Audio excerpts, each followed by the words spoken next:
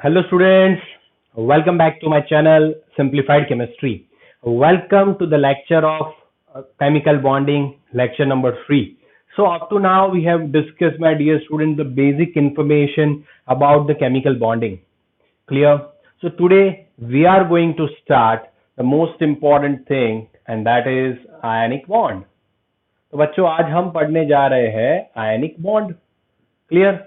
Okay, आगे के सारे कंसेप्ट आपके क्लियर है. अभी हम पढ़ने जा रहे हैं आयनिक बॉन्ड. तो अभी हमने देखा आयनिक बॉन्ड कब फॉर्म होता है, जब कंप्लीट ट्रांसफर ऑफ इलेक्ट्रॉन होता है. जब कंप्लीट ट्रांसफर ऑफ इलेक्ट्रॉन होता है तब जाके आयनिक बॉन्ड फॉर्म होता है माय डियर स्टूडेंट. तो जनरली ऐसा भी कहते हैं कि मेटल एंड नॉन मेटल के बीच में जो बॉन्ड फॉर्म होता है उसे हम आयनिक बॉन्ड कहते हैं. कैसे? तो आपको पता है मेटल किसे कहते हैं, जो इलेक्ट्रॉन को क्या करता है, लूज करता है. इलेक्ट्रॉन को क्या करता है, सिंपल आप कह सकते हो इलेक्ट्रॉन को लूज करता है. तो उसे आप क्या कहोगे, मेटल कहोगे. जो इलेक्ट्रॉन को गेन करना चाहता है, गेन करता है, उसे आप नॉन मेटल कहते हो. तो ये क्या होता है, मेटल और नॉन मेटल के बीच में होता है. इट मीन्स मेटल एक इलेक्ट्रॉन लूज करता है, वो पूरा का पूरा इलेक्ट्रॉन नॉन मेटल ले लेता है. ठीक है. तो ऐसा सब क्यों करते हैं, क्योंकि उनको अपना क्या पोटेंशियल एनर्जी मिनिमम करना है.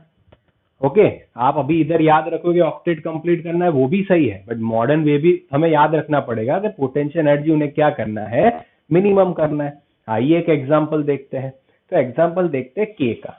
तो के का एटॉमिक नंबर होता है 19. तो क्या होता है 2, 8, 8 एंड 1. इट मीन्स उसके पास कितने वैलेंस इलेक्ट्रॉन है, एक वैलेंस इलेक्ट्रॉन है. ठीक है. हम Cl की बात करते हैं. Cl का एटॉमिक नंबर 17. तो ये क्या होता है 2, 8 एंड 7. तो इसके पास 7 वैलेंस इलेक्ट्रॉन है. तो ये क्या करता है, इसको ऑक्टेट कंप्लीट करने के लिए एक ही इलेक्ट्रॉन लूज करना है. ये मेटल है तो ये क्या हो जाता है, K प्लस में कन्वर्ट हो जाता है एंड K प्लस क्या बना देता है, 2, 8 एंड 8 बना देता है. अभी ये जो इलेक्ट्रॉन K प्लस ने रिलीज किया, K प्लस ने ये जो इलेक्ट्रॉन रिलीज किया, ये अपना Cl ले लेता है एंड Cl माइनस चार्ज में कन्वर्ट हो जाता है. तो वो क्या बना देता है 2, 8 एंड 8. तो इसका भी ऑक्टेट कंप्लीट हो गया, इसका भी ऑक्टेट कंप्लीट हो गया. तो दोस्तों कॉसल ने क्या बताया था, लुईस ने क्या बताया था कि ऑक्टेट कंप्लीट हो जाता है, इट मींस उनका स्टेबल इलेक्ट्रॉनिक कॉन्फ़िगरेशन आ जाता है. ये क्या हो जाते हैं, स्टेबल हो जाते हैं. ठीक है. ओके, तो भाई ये हो गया. तो अभी क्या होगा, अभी आपके पास K प्लस है एंड आपके पास Cl माइनस है. तो अभी इन्होंने तो इलेक्ट्रॉन ट्रांसफर कर दिया, K प्लस भी स्टेबल हो गया, Cl माइनस भी स्टेबल हो गया, बट उनके ऊपर एक एक चार्ज आ गया. जो मेटल था, मेटल ने कौन सा आयन बना दिया, कैट आयन बना दिया. एंड जो नॉन मेटल था उसने एन आयन बना दिया. हमेशा मेटल कैट आयन बनाता है, नॉन मेटल एन आयन बनाता है, आपको पता है. तो उससे क्या होगा, positive charge and negative charge. तो ये चार्ज के बीच में क्या होगा, एक अट्रैक्शन फोर्स होगा.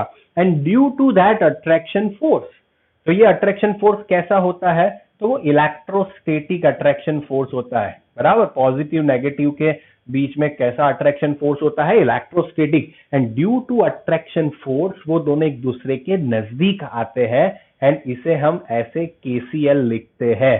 ठीक है, ऐसे लिखते हैं KCl. इसका मीनिंग क्या हो गया कि उन्होंने कंप्लीट इलेक्ट्रॉन ट्रांसफर कर दिया है एंड ये जो बॉन्ड फॉर्मेशन होता है उसे हम कहते हैं आयनिक बॉन्ड. उसे हम क्या कहते हैं दोस्तों, आयनिक बॉन्ड कहते हैं इन दोनों के बीच में. इट मींस ये K प्लस एंड ये Cl माइनस के बीच में कुछ ना कुछ क्या होता है, अट्रैक्शन होता है. तो ड्यू टू अट्रैक्शन ये KCl बनता है एंड ये जो फॉर्मेशन है उसे हम आयनिक बॉन्ड कहते हैं. उसे हम क्या कहते हैं दोस्तों, आयनिक बॉन्ड कहते हैं. तो सच में अगर देखने जाए तो आयनिक बॉन्ड जो है एक बॉन्ड नहीं है, इट इज अट्रैक्शन. वो जनरली बॉन्ड नहीं फॉर्म करता. आपने कभी देखा कि आपने NaCl को कभी ऐसे बताया, नहीं बताओगे. आप NaCl को ऐसे ही लिखोगे. आपने कभी KCl को ऐसे बताया, नहीं, तो KCl ही लिखोगे क्योंकि ये एक अट्रैक्शन फोर्स है. ये बच्चों क्या है, एक अट्रैक्शन फोर्स है. ये एक इलेक्ट्रोस्टैटिक अट्रैक्शन है. इधर कोई बॉन्ड फॉर्म नहीं होता. ये अट्रैक्शन से वो एक दूसरे से जुड़े रहते हैं and this attraction is known as what my dear friends, ionic bond कहा जाता है उसे. क्लियर? ओके. आयनिक बॉन्ड कहा जाता है। एंड अभी समझिएगा कंसेप्ट, ये Na+ है, ठीक है, तो Cl- कोई भी डायरेक्शन से अट्रैक्शन में आ सकता है, ये डायरेक्शन में भी आ सकता है, ये डायरेक्शन में भी आ सकता है, ये डायरेक्शन में भी Cl- आ सकता है इसके साथ अट्रैक्ट करके। इट मींस ऐसा कुछ जरूरी बात नहीं है कि पर्टिकुलर डायरेक्शन से Cl- आएगा या नेगेटिव या पॉजिटिव आयन पर्टिकुलर डायरेक्शन से अटैच होंगे, नहीं, ऐसा नहीं है।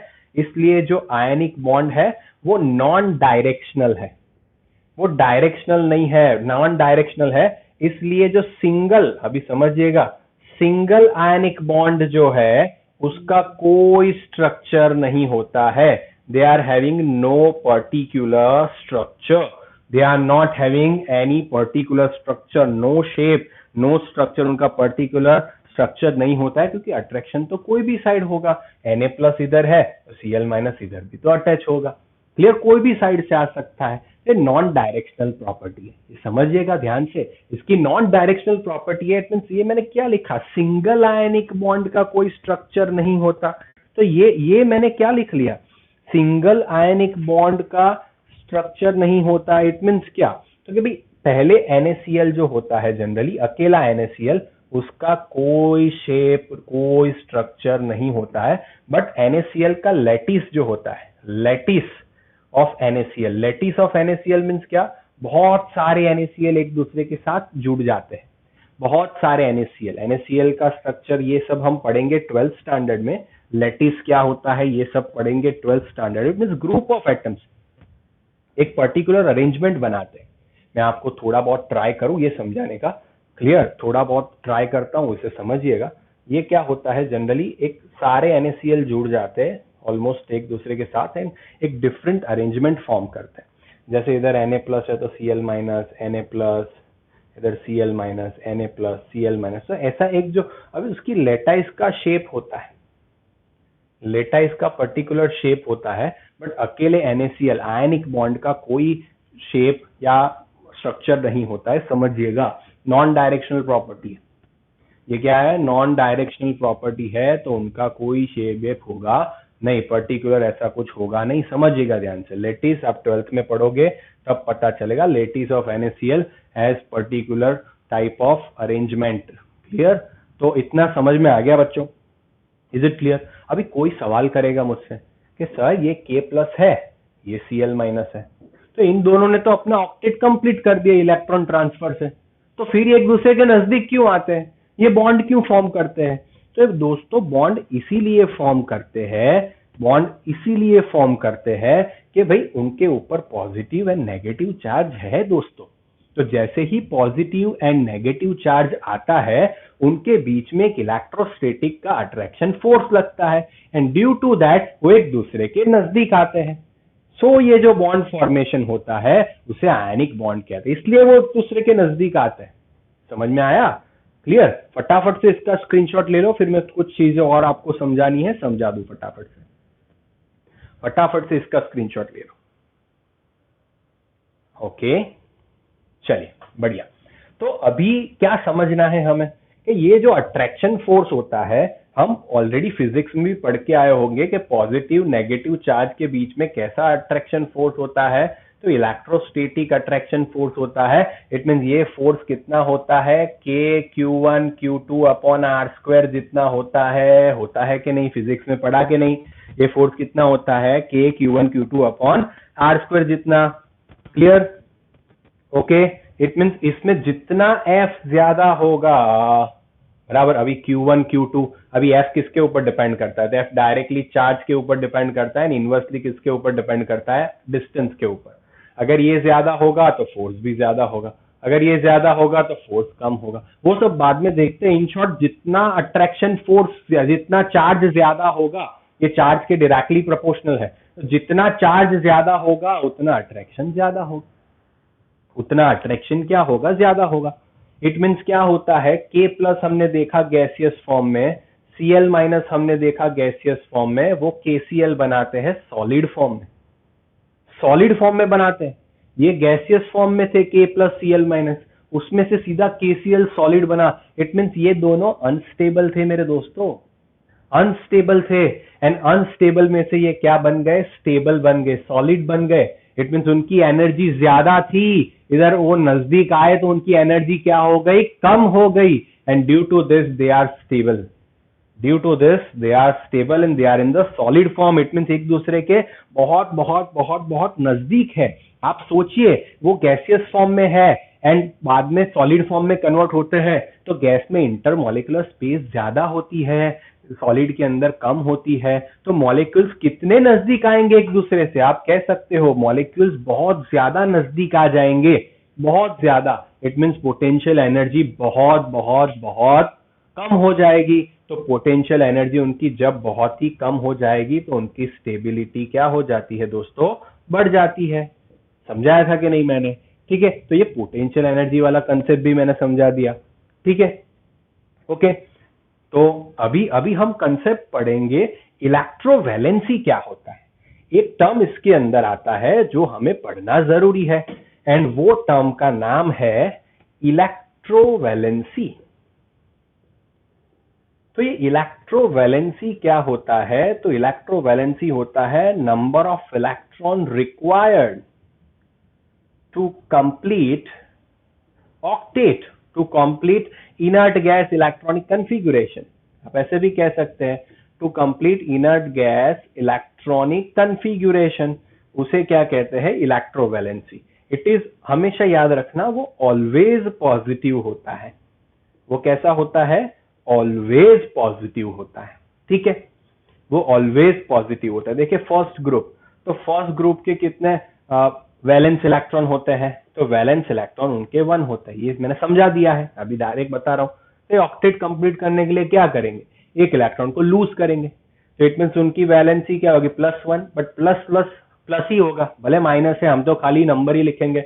इसकी इलेक्ट्रोवैलेंसी आई 1। सेकेंड ग्रुप की बात करें तो उसमें 2 वैलेंस इलेक्ट्रॉन है, तो वो 2 इलेक्ट्रॉन लूज करने की टेंडेंसी रखेंगे, इट मीन्स उसकी इलेक्ट्रोवैलेंसी आई 2।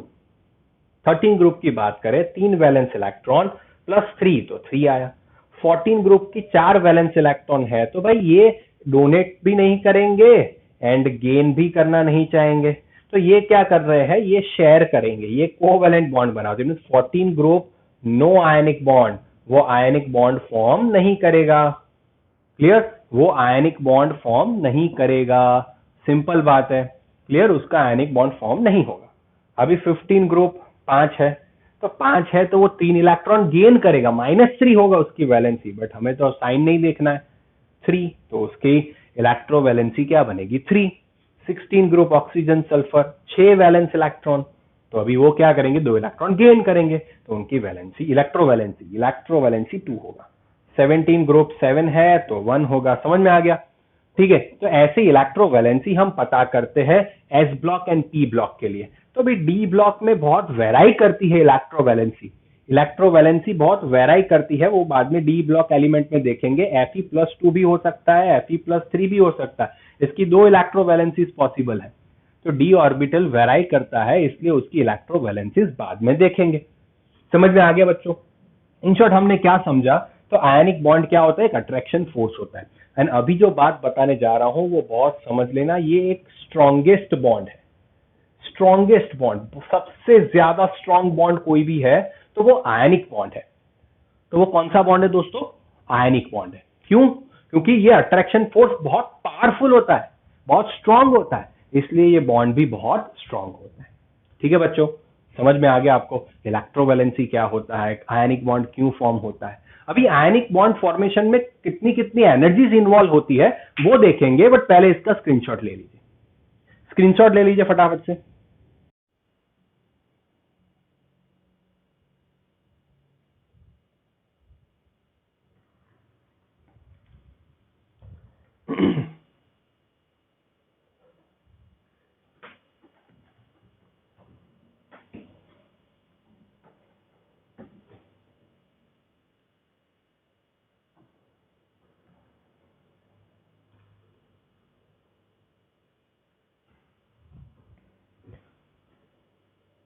ओके स्टूडेंट्स, सो अभी देखते हैं कि आयनिक बॉन्ड के अंदर कितनी एनर्जीज इन्वॉल्व होती है।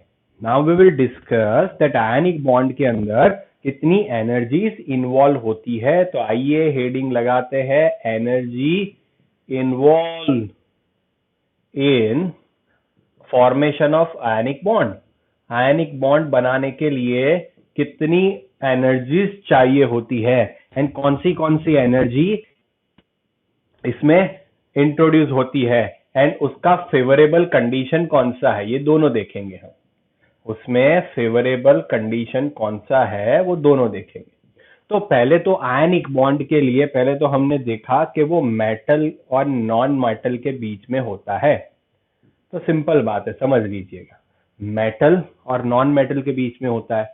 मेटल कौन सा आयन फॉर्म करता है? तो मेटल दोस्तों कैट आयन फॉर्म करता है एंड नॉन मेटल कौन सा आयन फॉर्म करता है? तो non metal anion form करता है। ठीक है, तो जो मेटल होता है, तो मेटल गैसियस फॉर्म में है, उसमें से एक इलेक्ट्रॉन निकालोगे तभी वो कैट आयन बनेगा।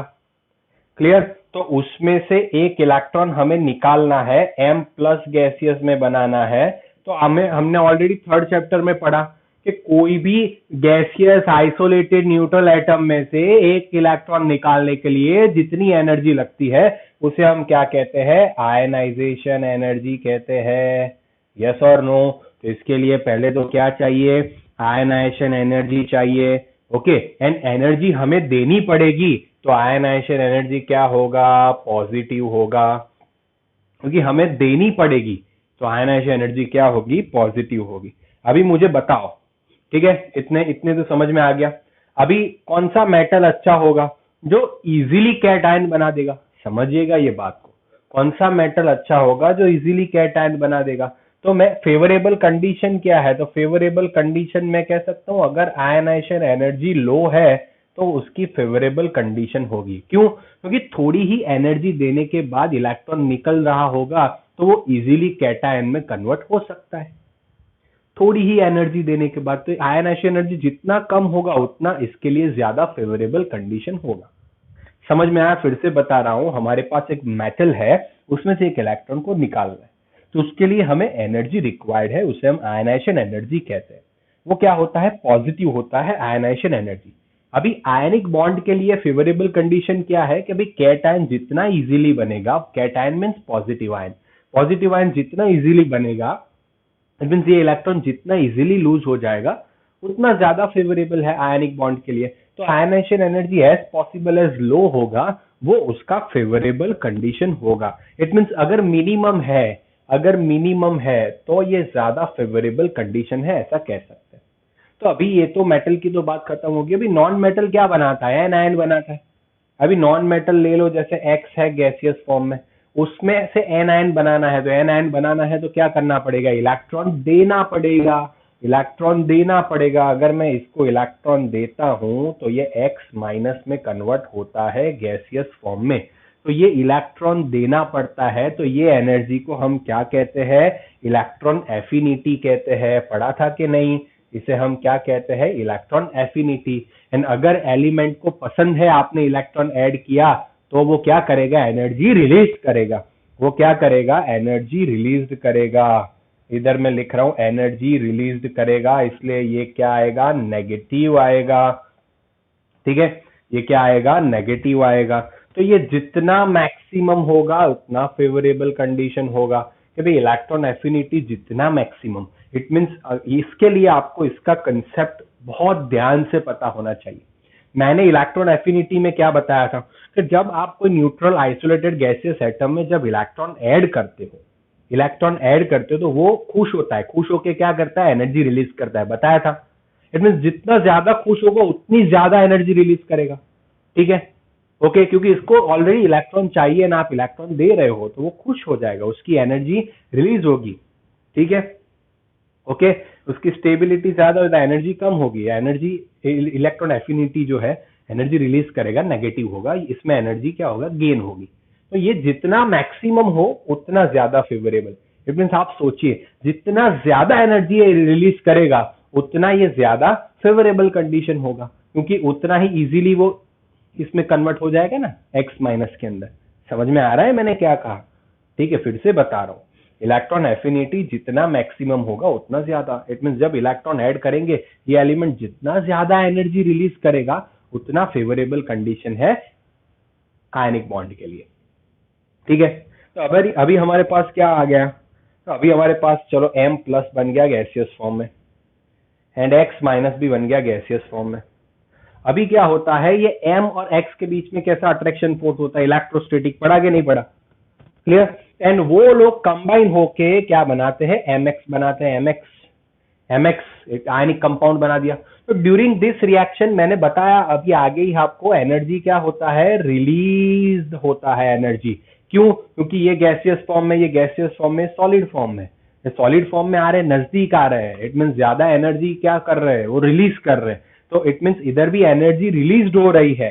तो ये जो एनर्जी रिलीज हो रही है उसे हम कहते हैं लेटाइस एनर्जी और लेटिस एनर्जी। ये समझाता हूं आपको डिटेल में, पहले खाली इसको इतना समझिए, इसे क्या कहते हैं, लेटिस एनर्जी कहते हैं या तो लेटाइस एनर्जी कहते हैं।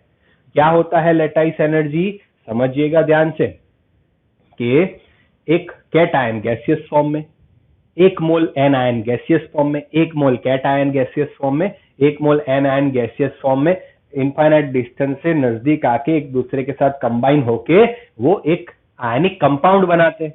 तो तब कुछ एनर्जी रिलीज होती है, वो जो एनर्जी रिलीज होती है उसे लेटाइस एनर्जी कहते हैं दोस्तों। उसे क्या कहते हैं, लेटाइस एनर्जी कहते हैं। एंड वो भी एनर्जी रिलीज होती है तो वो क्या होगा, नेगेटिव होगा।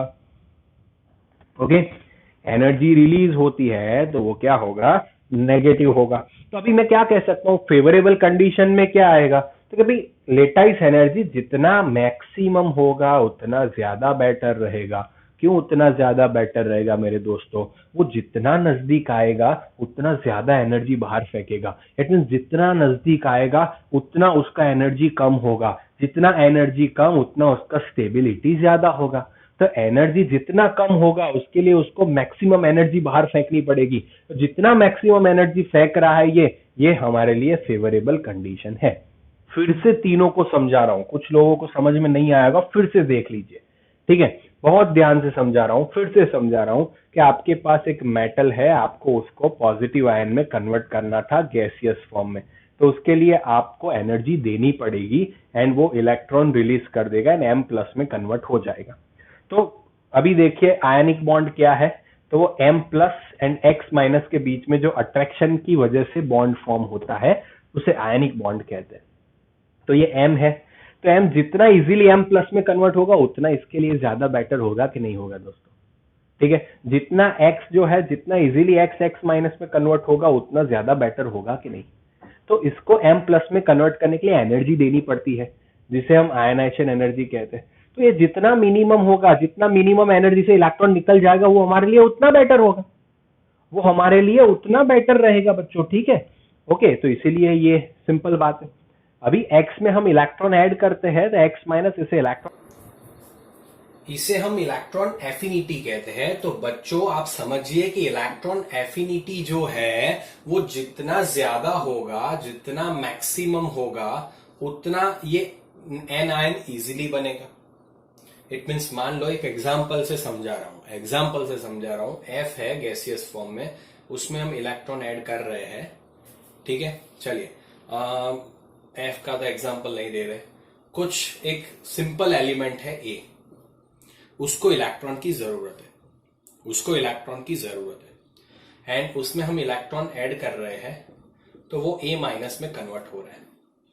इट मीन्स ये कैसा था, ए जो था वो अनस्टेबल था, ए माइनस कैसा हो गया, स्टेबल हो गया। इट मीन्स उसमें एनर्जी, आपको पता है स्टेबिलिटी एंड एनर्जी एक दूसरे के इनवर्सली प्रोपोर्शनल होते हैं। तो इसमें स्टेबिलिटी कम थी तो एनर्जी ज्यादा थी, अब इसकी स्टेबिलिटी ज्यादा है तो उसकी एनर्जी क्या होगी, कम। तो ये डिफरेंस ऑफ एनर्जी वो क्या करेगा, वो एमिट करेगा, वो निकालेगा बाहर।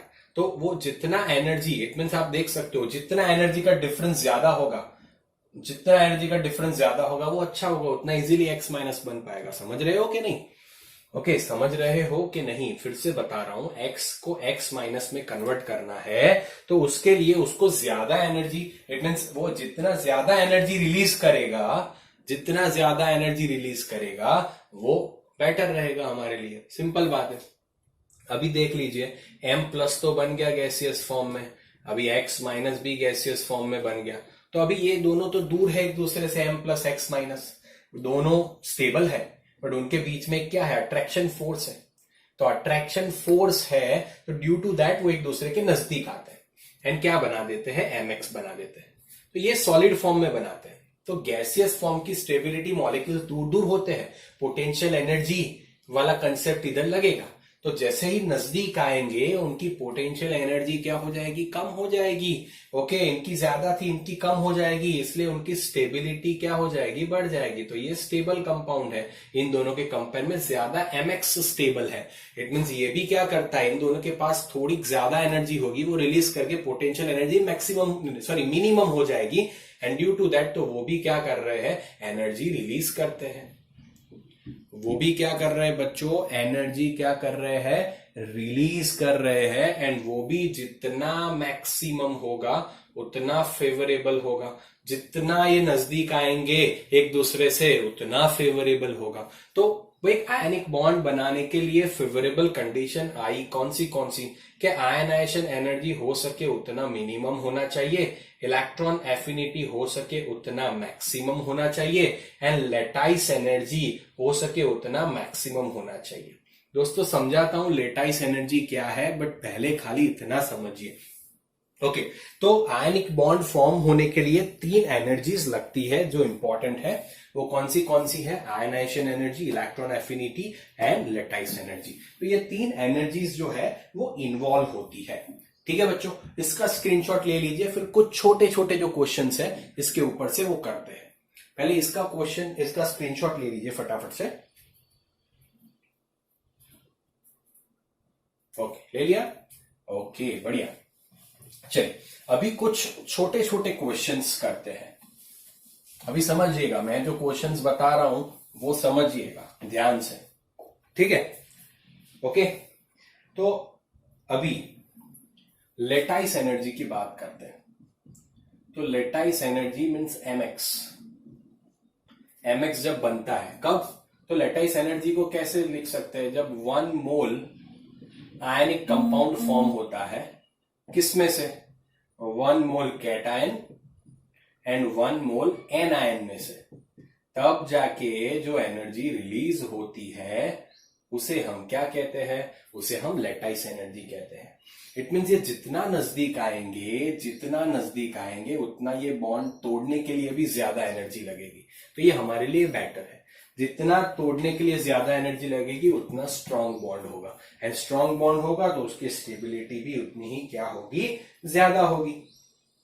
अभी इसका रिवर्स भी कहते हैं, इसको तो लेटाइस एनर्जी कहते ही है, इसका रिवर्स कि भाई mx में से M+ को गैसियस फॉर्म में एंड X- को गैसियस फॉर्म में एक दूसरे से इनफाइनाइट डिस्टेंस तक दूर ले जाने के लिए जो एनर्जी लगती है, अभी जितनी एनर्जी रिलीज होगी उतनी एनर्जी ये बॉन्ड तोड़ने में लगती है।